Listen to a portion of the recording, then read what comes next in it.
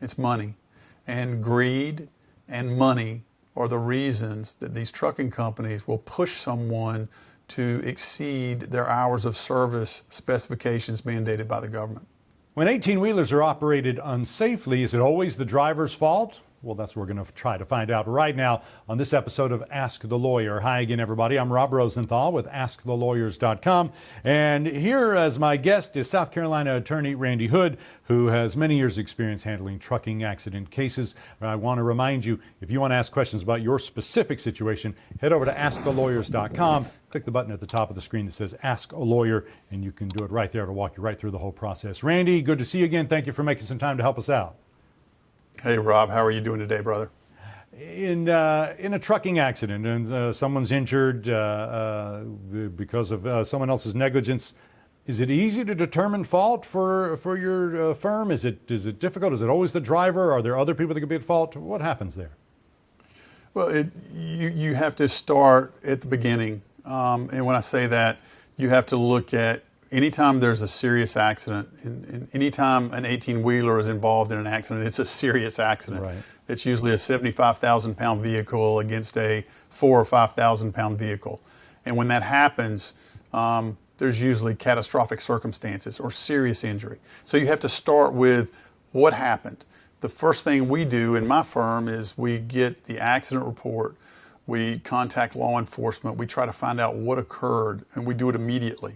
We also send out something called a FOIA letter, Freedom of Information Act request, to the United States government for information about a trucking company. We also send a spoliation letter advising the trucking company, the driver, and the insurance company for that trucking company not to destroy anything, that we would like to also take a look at the tractor trailer. But once we have that, I mean, literally this is done day one. Within 24 hours of us being contacted, all of this drops. Right. We then are able to obtain that information very quickly. We then determine, was the truck driver at fault? Was our person at fault? Was there mixed responsibility? Where there's a serious accident involved, many times you have to get an accident reconstruction expert involved. We have a number of different accident reconstruction experts that we have dealt with in the past and that we have working with us right now on different cases. And we then have them involved from the beginning, literally from the beginning, once again, within 24 to 48 hours. They then are involved in the inspection of the tractor trailer truck to determine what is wrong, because many times they have an electronic control module, or people commonly call it a black box. And so you want to download that material, and you want to have that in addition to witness statements and law enforcement investigation.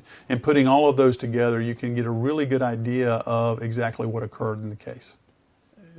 So many things popped in my head. First of all, the fact that you're talking about all that happening very quickly, that makes me think it's really important that if someone is a victim of an accident with a big rig, to contact a firm like yours as quickly as possible is going to be the best path. I think that's absolutely true. Things disappear, memories fade, evidence gets gone, and so it's incredibly important to contact an experienced truck wreck lawyer, whether it's in South Carolina and whether it's my firm, whether it's another state and another firm, whether it's South Carolina and another trucking law firm.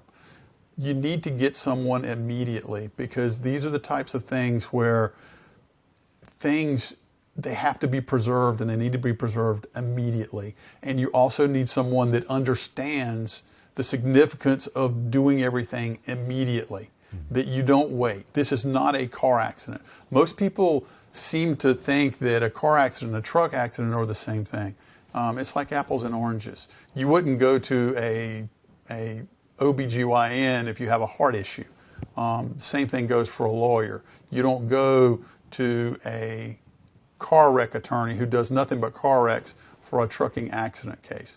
You want somebody that has a lot of experience and understands exactly what they have to do to be able to preserve your rights and the integrity of the evidence in a very quick manner. Explain to me what the federal coercion rule is and how it could play into this. Yeah, I call it hours of service. Okay.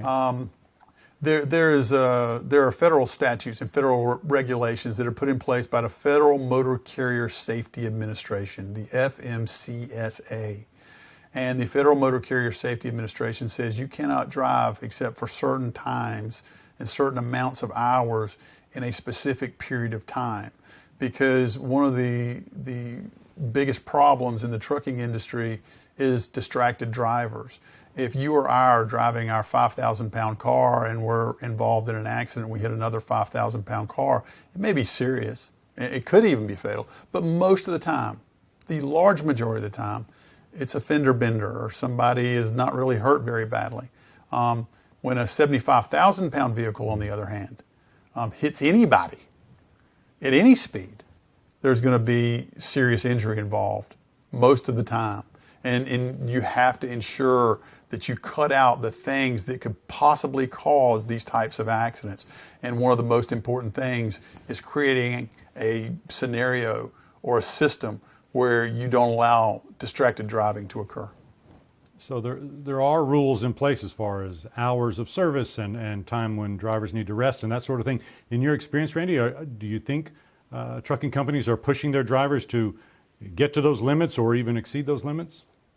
Absolutely. It happens. It's just like most things that I see in my business. You have to ask yourself, why would somebody do that? Why would somebody allow a driver or even push their driver to exceed federally mandated limits that is used to protect the motoring public? And it's because of one thing, and it's money. It's money. And greed and money are the reasons that these trucking companies will push someone to exceed their hours of service specifications mandated by the government.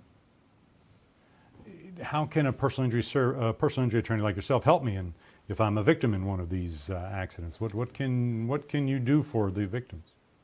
Well, the first thing they do is they contact us, and then we can get on the scene immediately. We try to usually, like I said, we try to, within 24 to 48 hours, we hope to have letters to law enforcement, the Federal Motor Carrier Safety Administration, the insurance company, the driver, the company, preserving evidence and getting someone and finding out what's going on. And it's important also to be able to detail someone's injuries and to be able to understand exactly the process that needs to be followed to be able to maximize the ability to obtain compensation in a case. Once again, this is not a car accident case. These cases most of the time are very, very complex. There may be an accident reconstruction expert involved. There may be a trucking expert involved. There may be a life care planner, an economist. There's a number of experts involved to be able to maximize the compensation someone may receive in such an accident. And we are the people that help accomplish that goal. Right. Some of these injuries could be lifelong to someone who's dealing with these catastrophic injury cases. Absolutely. I've seen burn injury cases. I have a case right now we're currently litigating where a man was burned alive because he was stuck in the truck as it caught on fire, and as rescue was watching, he literally burned alive.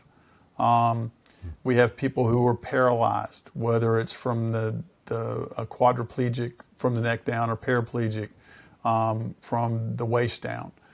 We have people who have suffered an amputation injury. We have people who have suffered traumatic brain injury.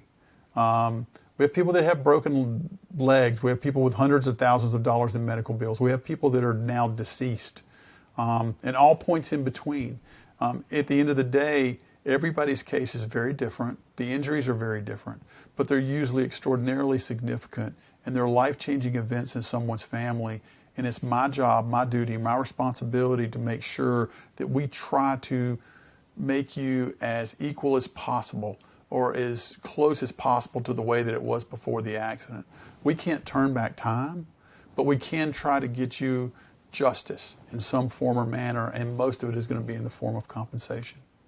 Randy, you mentioned all the experts that can be involved in compiling the case. It can be expensive. What if someone's thinking, I can't afford all that, I just had my life turned upside down. What if they're thinking, I'm not sure I can afford to call a personal injury attorney like yourself? The way that my firm works is we work on a contingency fee agreement. And that means that if you come to me and I take your case, that I do not take a fee unless we are successful. It is only if we're successful. The only money that you will ever pay me or my firm will not really be to me. It's if we file a lawsuit and you have to put the gas in your car to go to a deposition.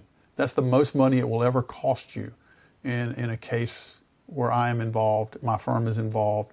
We made that decision many years ago. And, you know, we fund the case. If we are not successful, you don't owe me a dime. Lots of great information, Randy. Thank you so much for making some time to answer our questions. Thank you, Rob. And that's going to do it for this episode of Ask the Lawyer. My guest has been South Carolina attorney Randy Hood. I want to remind you that if you'd like to get more information, ask questions about your specific situation, head over to AskTheLawyers.com. Click the button at the top of the page that says Ask a Lawyer, and you can do your asking right there. Thanks for watching. I'm Rob Rosenthal with Ask the Lawyers.